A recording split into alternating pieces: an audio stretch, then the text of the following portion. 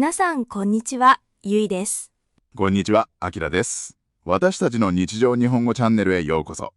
あきらさん、最近仕事やプライベートで新しい人に会う機会はありましたか？仕事で新しいプロジェクトが始まって、初めて会う人がかなり多いですね。そういう時、人の名前ってすぐに覚えられますか？実はあまり得意じゃないんです。後で、あの人の名前なんだっけとなることがよくあります。わかります。私も人の名前を覚えるのが本当に苦手で。顔ははっきりわかるのに、名前だけがすっと出てこないんですよね。そうなんです。この人絶対に会ったことがあるし、親しく話したとわかるのに、名前のデータだけ頭の中で消えているんです。あはは名前のデータですか。面白い表現ですね。実は昨日も会社の廊下で、ゆいさんお疲れ様ですと元気に挨拶されたんですが、もしかして誰だか思い出せなかったんですか？はい、お疲れ様ですと笑顔で返したんですが、最後まで名前が思い出せませんでした。それは気まずいですね。相手はゆいさんの名前をしっかり呼んでくれたのに。そうなんですよ。だから今日は名前を覚えるのが苦手な私たちがどうやって乗り切るかをテーマに話したいと思います。そもそもどうして名前って覚えにくいんでしょうね。何か理由があるんでしょうか？私はただ自分の記憶力が悪いだけだと思っていました。いえいえ、実は人間の脳の仕組みに関係しているらしいですよ。へえ、そうなんですか？脳の仕組み？はい。顔は視覚、つまり目から入る情報なので印象に残りやすいんです。でも名前はただの音の集まりですよね。確かに、田中さんとか鈴木さんとか、音だけ聞いてもその人の特徴とは直接関係ないですもんね。そうなんです。だから顔というイメージと名前という音をセットにして覚えるのは脳にとって結構難しい作業らしいですよ。なるほど。それを聞いて少し安心しました。私のせいじゃなくて脳が頑張っていただけなんですね。そうやって安心するのも大事ですね。でも社会人になると名前を忘れると困る場面が多いです。そうですね。取引先の人や大切なクライアントの名前を忘れたら大変なことになります。ゆいさんはそういう時どうやって乗り切っているんですか？何か特別な方法があるんでしょうか？ふふふ。実は私、あだ名戦略というのを使っているんです。あだ名戦略？それは一体何ですか？はい。相手の本当の名前が覚えられないとき、心の中で勝手にあだ名をつけるんです。心の中でですか。声に出して呼ぶわけじゃないんですね。もちろんです。初対面の人に勝手につけたあだ名を呼んだら怒られてしまいますよ。あははそうですね。例えば、どんなあだ名をつけるんですか？そうですね。一番簡単なのは、その人の見た目の特徴をあだ名にすることです。見た目の特徴。例えば、メガネとかヒゲとかですか？はい、そんな感じです。でももう少し具体的にします。例えば、赤いネクタイのメガネさんとか、なるほど。赤いネクタイのメガネさん。確かに、それなら顔と一緒に思い出しやすそうですね。そうなんです。次に会った時、本当の名前は忘れていても、赤いネクタイのメガネさんだと記憶がつながります。なるほど。でも、その人が次に会った時に赤いネクタイをしていなかったらどうするんですか？それはちょっと困りますね。そういう時は、元赤いネクタイのメガネさんに脳内でアップデートします。ははアップデートが必要なんですね。でも、最初に特徴をつかむというのはとてもいい方法だと思います。あきらさんはこういう方法を使ったことはありますか？私も似たようなことをしますよ。ただ見た目よりもその人の趣味や好きなものであだ名をつけることが多いです。好きなものですか？それはどうやって知るんですか？初めて会った時に名刺交換をしながら少し雑談をしますよね。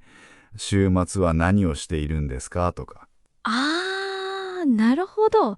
ちょっとした世間話の中からヒントを探すんですね。ええ。例えば、毎朝コーヒーを豆からひいて飲むと言っていたら、心の中でコーヒーマスターと名付けます。コーヒーマスター。それはかっこいいあだ名ですね。覚えやすいです。そうすると、次に会った時に、あ、コーヒーマスターの佐藤さんだと、エピソードと一緒に名前を思い出しやすくなります。すごい。あだ名と本当の名前をセットにするんですね。私の見た目戦略より少し高度なテクニックです。いえいえ、ゆいさんのように、まずは印象に残ったことを言葉にして記憶するのが大切だと思います。他にはどんなあだ名の付け方がありますか？行動や話し方の特徴ですね。例えば、いつも元気によく笑う人なら、スマイルさんとか。それいいですね。ポジティブなあだ名をつけると次に会うのが楽しみになりそうです。逆に少し怖い上司には、心の中で可愛いあだ名をつけると、話すときに緊張しなくなりますよ。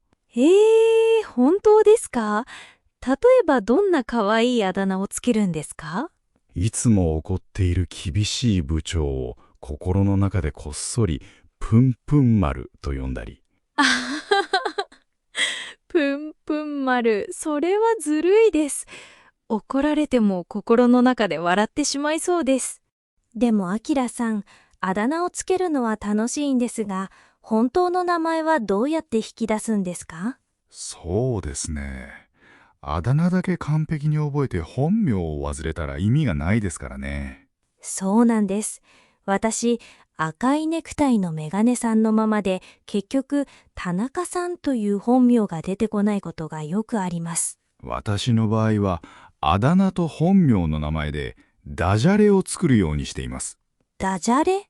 言葉遊びのことですか？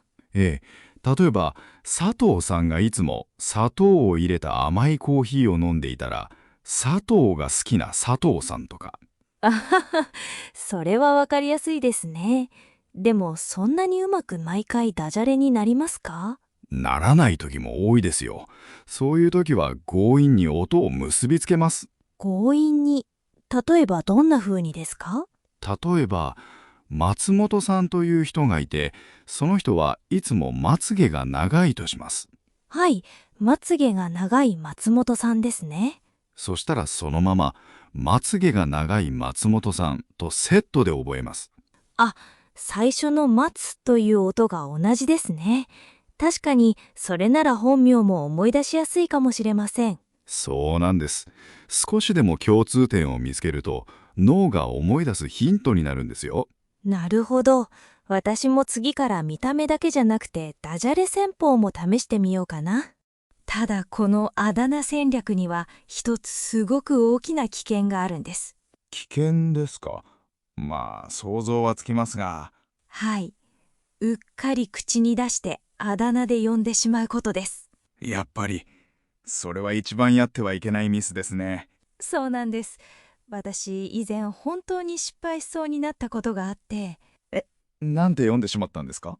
心の中でずっとクマさんと呼んでいた取引先の人がいたんです。